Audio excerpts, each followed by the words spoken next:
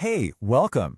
Today we're going to unlock something that's, well, it's a fundamental part of English, but it's also surprisingly simple.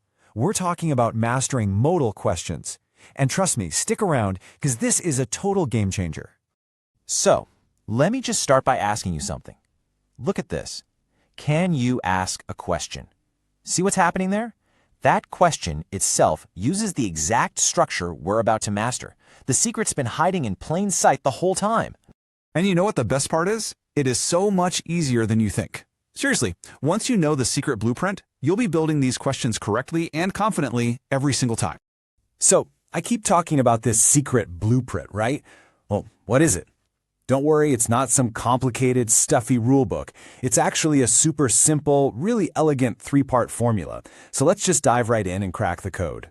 Here they are, our three essential building blocks. First, you start with the modal. Second, you add the subject. And third, you finish it off with the main verb. The magic is all in getting that specific order right. And here it is again, just so it sticks. Modal plus subject plus verb. That's it. That is literally the entire blueprint. It's a simple little mantra, but it is so powerful. Okay, so let's get into it because, knowing the formula is great, but to really use it, we have to understand what each piece actually is. So let's decode these three building blocks one by one. First up, the modal verb. You might be wondering, what on earth is that? Well, just think of it like a special helper verb.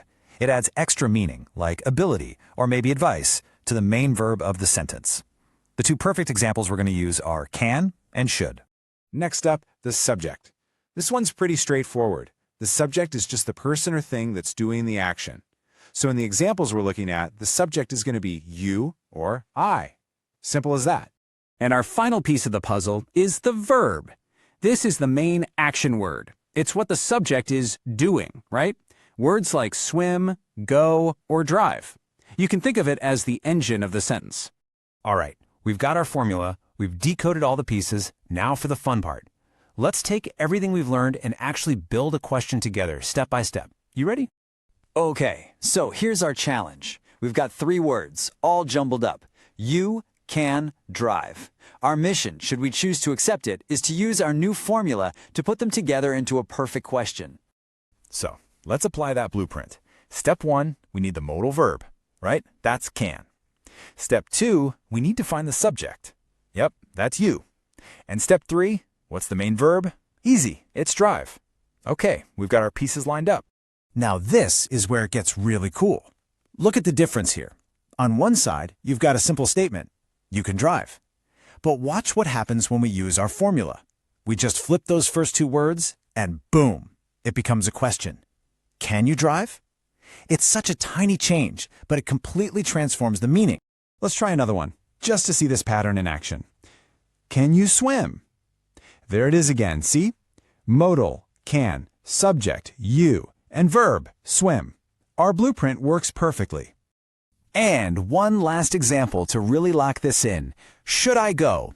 Same exact formula, just with different words. We've got our modal, should, our subject, I, and our verb, go. You see? It's a consistent rule. It works every single time.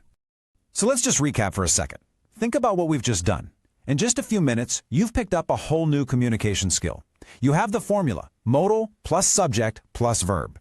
You know how to spot all the right pieces, and now you can confidently build the question yourself. Pretty cool, right? So let's bring this all together for one final thought.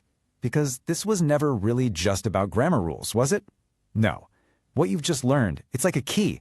It's a tool that can unlock brand new conversations, new possibilities. And that right there, that really shows you the true power of communication. So I'm going to leave you with this to think about. Now that you have the key, what doors are you going to unlock?